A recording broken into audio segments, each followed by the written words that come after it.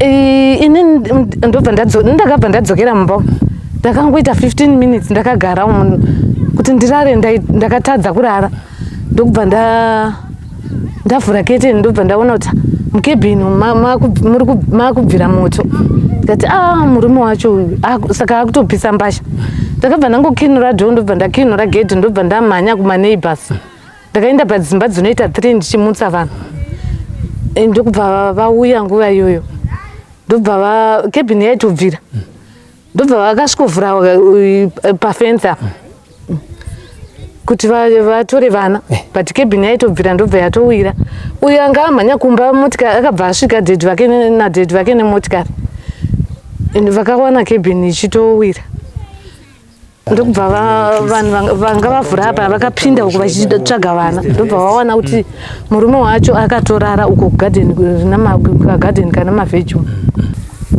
aitotadza kutaura kana kumira ndichiuya nezambiya akabva angoitora kudai achito ndiri kuda kuenda kuna mama saka ndakangoti pamwe murume wacho akutojamba kuuya uko. Looking for professional home care support for your loved ones? At Chiltern Arms Community Care, we provide compassionate care for the elderly, people with disabilities, and those needing mental health support.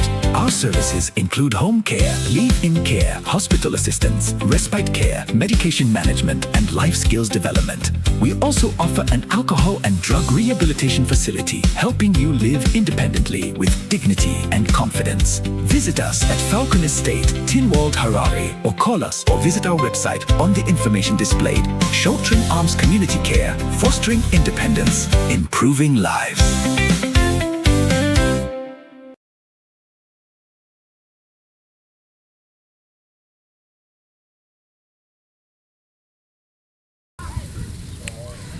Muri yeZimbabwe tiri kusangana pa Sly Media TV. Gore dema riri pamusoro penharaunda yekuphase 10 kuEastview kwakasanganikwa netsaona yevana vaviri vakatsvira mumba amai vachizobayiwa nebanga uyewo zvekare murume anonzi akazozvikuvadzawo.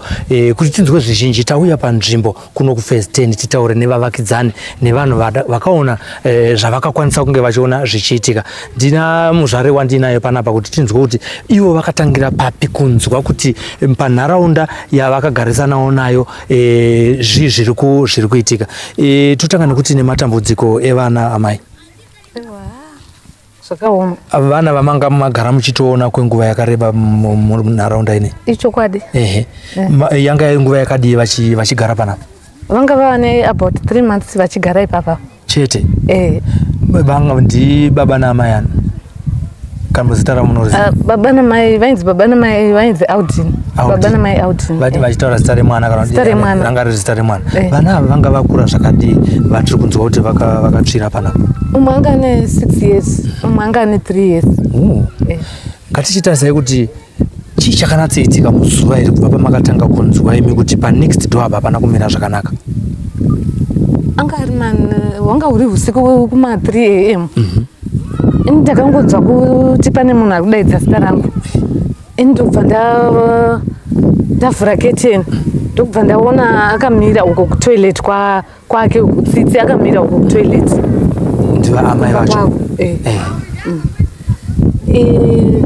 Ndobva ndatokinura dhoo ndobva ndabuda ndobva ndauya paboundary apa nepawindo apa ndobva ndabvunza kuti kochi akabva auya paboundary fence ndobva atanga kutaura iye kuti hanzi akabva adaidzira kuti ndipei Zambia.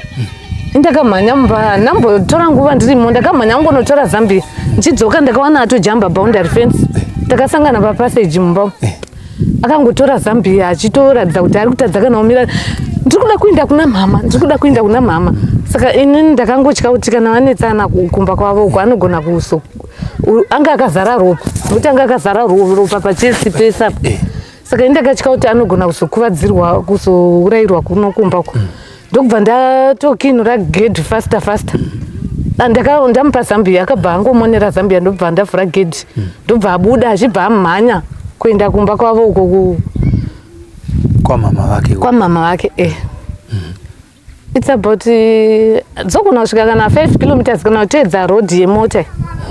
Asi kana uchidimbidzira hadzizosviki. Manhiriwa akamhanya kuenda ikoko. Ini ndakabva ndadzokera mumba. Ndakangoita 15 minutes ndakagara kuti ndirare ndakatadza kurara. Ndokubva ndavhura keteni ndobva ndaona kuti mukebhini makubvira moto. Ndikati murume wacho saka akutopisa mbasha. Ndakabva ndangokinura dhoo ndobva ndakinura gedhi ndobva ndamhanya kumaneighbors. Ndakaenda padzimba dzinoita 3 ndichimutsa vanhu. Ndokubva vauya nguva iyoyo. Ndobva kebhini yaitobvira. Ndobva vakasvikovhura pafensa kuti vatore vana, but kebhini yaitobvira ndobva yatowira. Uyo anga amhanya kumba motikari akabva asvika dhedhi vake nemotikari. Vakawana kebhini ichitowira. Ndokubva vanhu vanga vavhura apa vakapinda uko vachitsvaga vana. Ndobva vawana kuti murume wacho akatorara uko kugadheni kana mavheji, kabhedhi kana mavheji. Matumbo ake ari pansi. Ava vakabva vangoproceda kuenda naTsitsi kuchipatara. Vakapfuura nepamabvuku police station vachiisa report. Ini ndo zvandinoziva. Pakuzoti pavana apa vanhu vakazoziva nguvai kuti vana vanga vachiri munhingirikini mukebhini. Vanhu kuziva kuti vana vanga vachiri mukebhini. Vanhu nemafoni vaitocha vachitoti uyu mwana umwe uyu akarara apa uyu apa. Vachitotaura vachidaro vanhu. Kebhini yapera kutsva manje. Kwakuchiona manje kuti aiwa vana vatotsvira mukatimo. Pane mashoko ari kubudawo kubva kuvanhu, handizivi kuti munagamuchirawo sei kuti vana varonanza kuti vakanga vabayiwawo zvekare nababa vavo, zvakazoita kuti pamwe zvitore upenyu hwavo, zvakazoita kuti vapfisire mukati memba imo. Inizvo pandakazoenda kusilent pool kumba kwanaTsitsi uko, ndo zvaitaurika kuti hanzi vakatanga vacheka akatanga acheka vana pahura. Iye hanzi ndokubva azvicheka here apa padumbu pake. Azvicheka manje Tsitsi hanzi akabva amucheka apa mumusoro. Tsitsi pakachekwa ndo pakamuka. Akachekwa akakotsira. Asi kuchekwa kwevana hana kunge akunzwa. Ndo matauriro azviri kuitika. Tsitsi hanzi ndokubva pakunetsana achida kuti acheke Tsitsi. Achikundikana kuda ndopaamucheka achimucheka, asi pane pari kunzi pari dhipu, pane pari dhipu pahuro pacho apa pakachekwa. Ndokutaura kwazvinoitwa izvozvo. Zvakakutyisai zvakadii zvakaitika pamba panapa? Ini kana nanhasi first day racho handina kutombodya.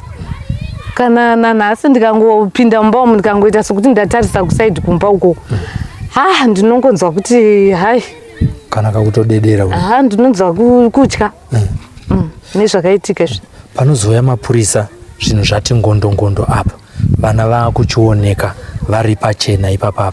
Ndezvipi zvakakwanisa kuonekwa kunzi ava vanhu vatsvira mumba vari vana vadiki zvakatakurwa nemapurisa vanga vatsva zvakadii? Vana vanga vatsva kuita dota, asi vakanyatso kuenda padhuze vanhu vaita hanzi pane tubhonzo. Pane tumabhonzo turi kuonekwa. Ndo zvakakwanisa kudai pawe. Saka uri munharaunda next door muchitaura ndimunochera mvura pamwe chete muchitaura, vari kuti kudii nechiitiko chakaitika pana chekuparara kwevana nekuchekwa zvekare kwemukadzi?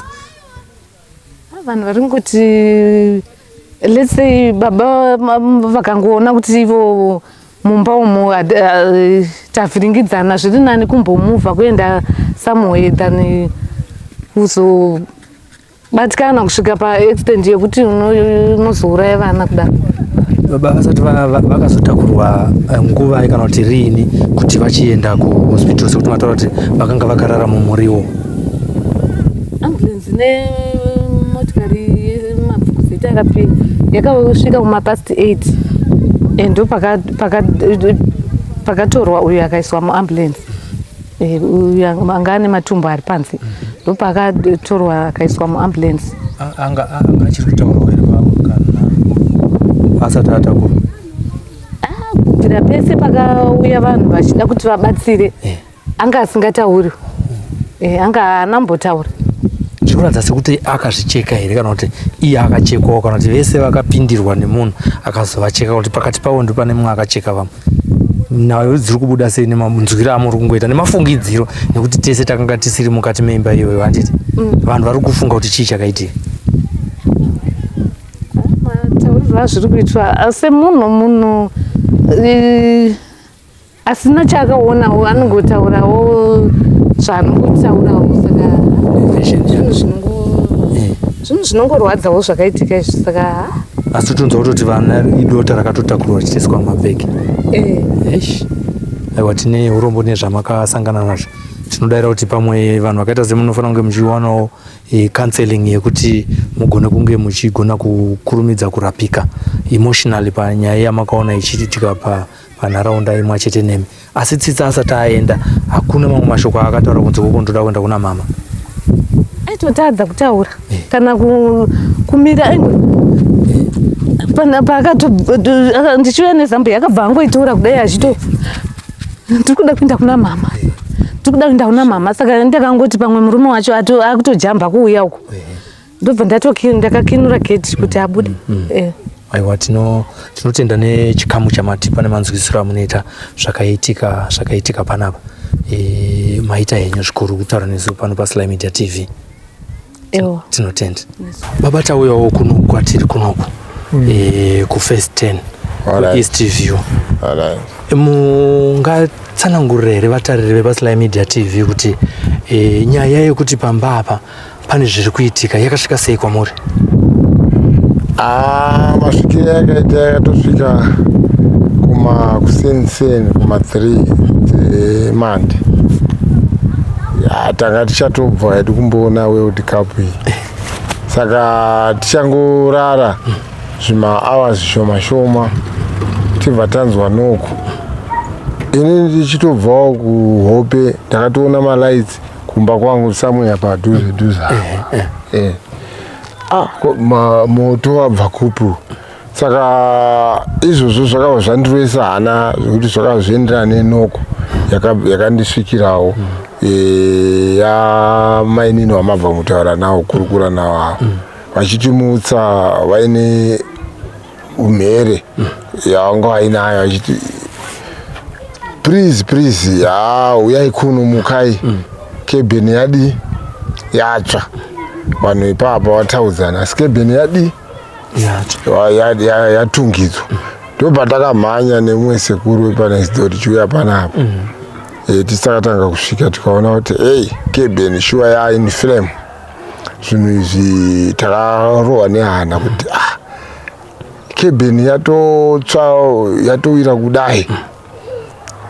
Saka takatanga kutsvaga kuti zvinowana vari kupi first nekuti taiziva kuti pane tumhuri twana tuduku. Saka takatanga kutsvaga tikati nekurura ndanato vatatanga kuvhura apa kuti gedhi ranga rakavhurika. Tatavhura apa kuti rakiwa kuti titsvage wana munharaunda kuti pamwe pano pawawira kana pano pawati pfe tione. Hatina kuona wana asi watakatoona mukuru wacho ndiye baba wacho akazvambarira pane chijaketi apa nedumbu. Asi takaona kuti ari in pain because anga akavhurika panapa padumba matumbu ari panze. Takatsvaga kuti nesociety kuti zvinoitwa sei kana munhu adaiwo. Tamhanya pana vamwe nesi akatoti tobuda kutenda kubasa asi zvomoita mondodzorera matumbu ake kuti aeke. Asi ndichidzoka nekurura ndandinaro takasanganawo nedzimwe hama dzinoziva dzemutemo dzikati aiwa apa pasichada maoko edu zvakutoda wakuru wakufanirwa kuti vakadzidzira basa racho tobva tangomira. Asi takadaro takabva taona kuti zvewana zvatatitarira zviya kuti ndikugona kuwana towareskiwa hapachisina nekuti vana kwese kutambotsvaga nezera racho nekukiwa kwakaita handi futi wana waiskipa wana wadi watsvira umu ndo zvatakatanga kutofunga kuti vana vatsvira muyeu mukebheni hapana heopo from there kuti tizoende kuti zvabeyond uyo kebheni yatotsva asi pakutsvaka yakaita takakwanisa kuona pane banga rakadai ranga riri padhuze ririmo ranga ririmo pakuona kwatakaitawo tikaona zvatakaonawo sekunge zikawo nezvimwe zvinotadza kuti vana vangu varimo saka hatina zvimwe zvatakazokwanisa kuita ipo but our observation yedu iri premature yakangotiudza mufungwa kuti vana ava ndofunga munhu uyu ndofunga anga aita zvaaita saka anga aukomita suicide kufunga kwani kwatakaitawo kuti anogona kunge akuita suicide kuti adestroy information nekuti iye kuda suicide aigona kuti zvichabva zvapera kwaari obva afa zvobva zvashaya evidence ndo mafungiro atakaita asi zvemukadzi uyu hada kuzviona asi wakakurukura nawo ndimai vamataura nawo zvemukadzi hatina kuzviona kuda kwaanganzi anga atomhanya mai takatozoona return atora mabereki wake magaidhenzi ake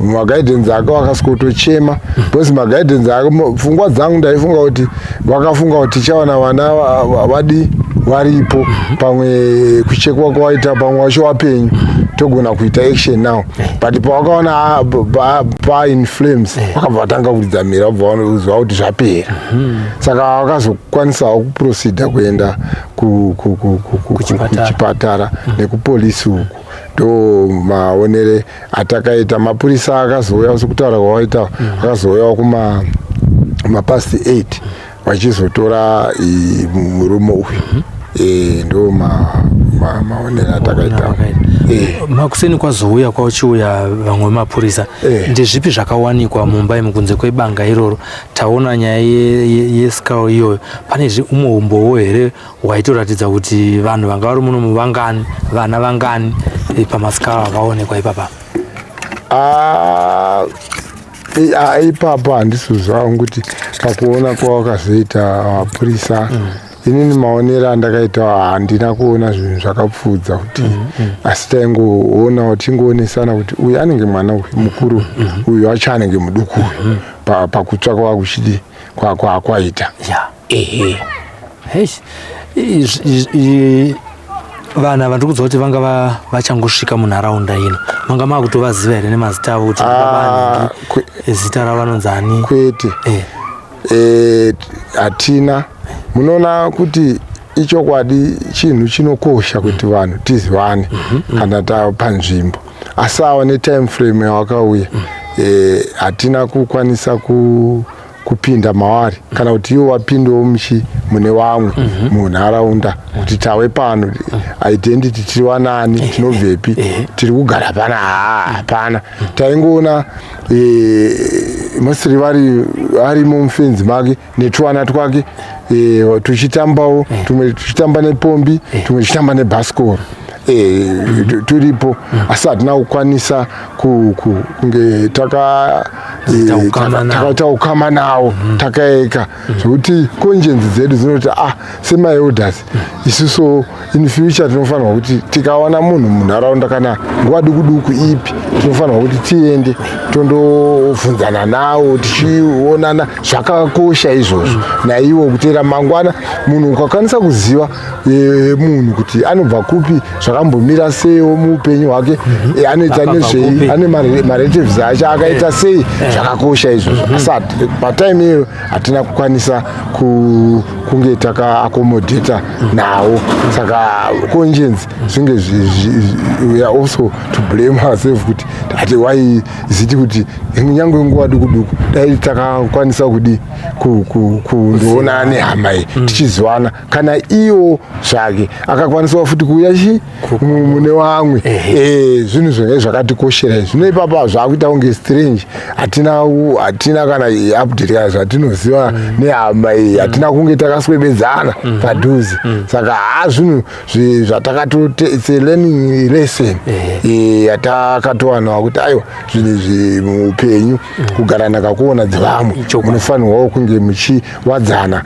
muchizivana identity kwakunobviwa nekunoendwa zvinogona kuita izvi. Nzvimbo ino yanga iri yavo here stand ini? No, kunzwa kwatinoita wanzi nzvimbo yanga isiri yavo, vanhu vakanga vakatopiwawo pekumbozorora pekumbonzowambofanorarama vachengeta vachitsvagawo zvekuita vachirarama.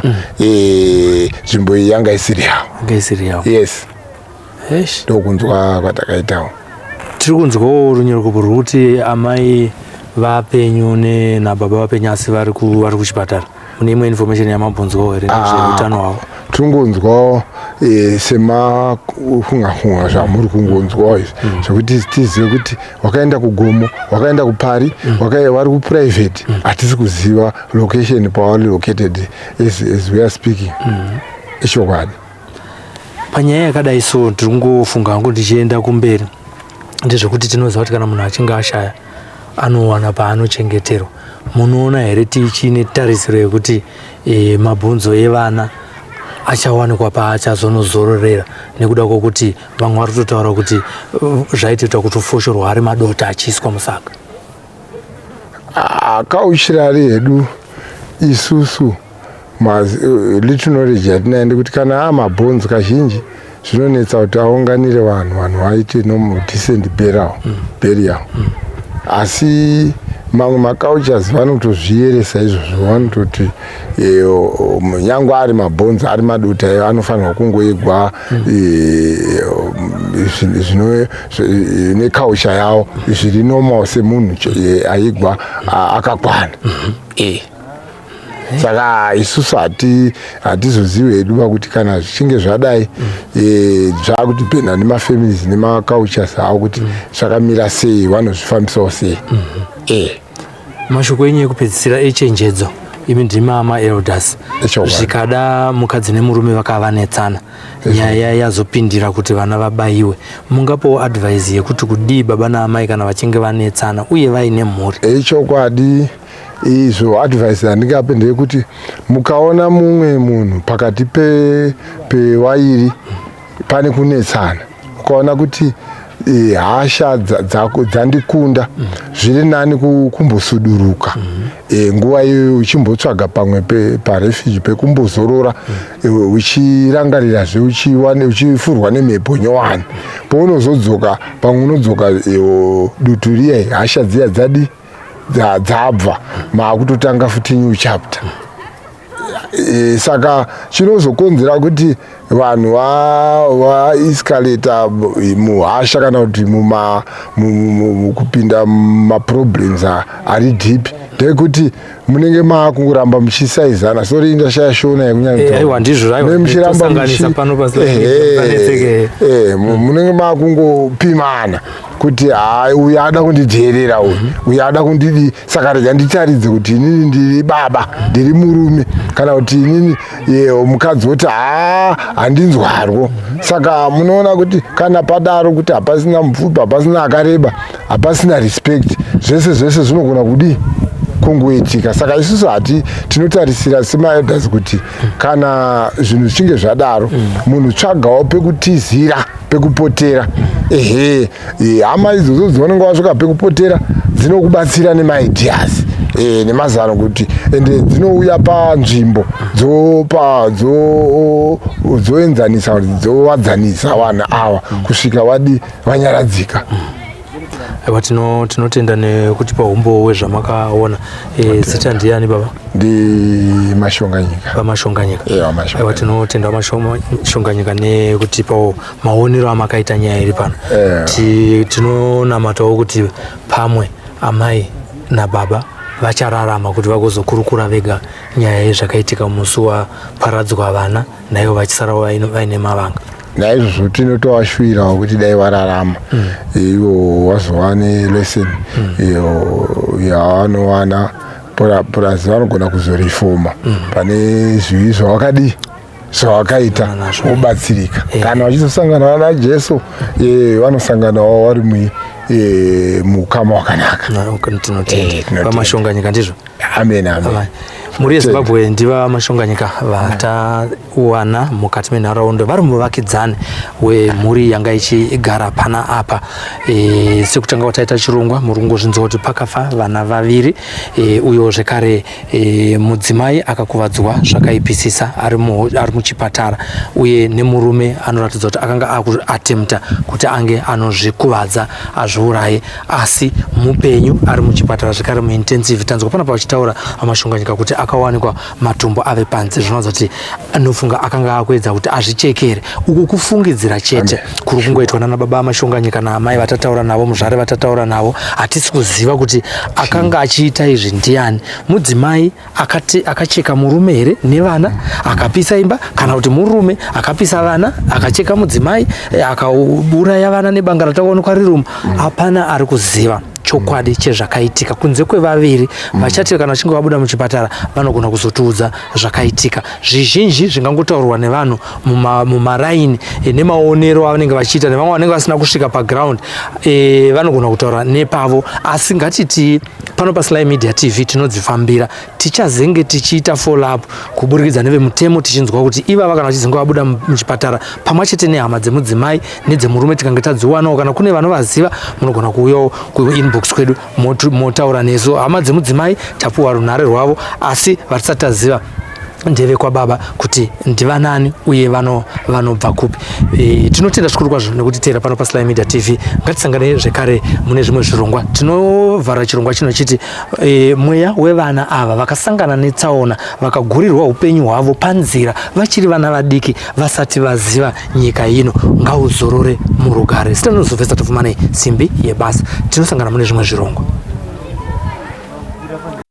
Looking for professional home care support for your loved ones? At Children Arms Community Care, we provide compassionate care for the elderly, people with disabilities, and those needing mental health support. Our services include home care, live-in care, hospital assistance, respite care, medication management, and life skills development. We also offer an alcohol and drug rehabilitation facility, helping you live independently with dignity and confidence. Visit us at Falcon Estate, Tinwald, Harare, or call us or visit our website on the information displayed. Children Arms Community Care, fostering independence, improving lives.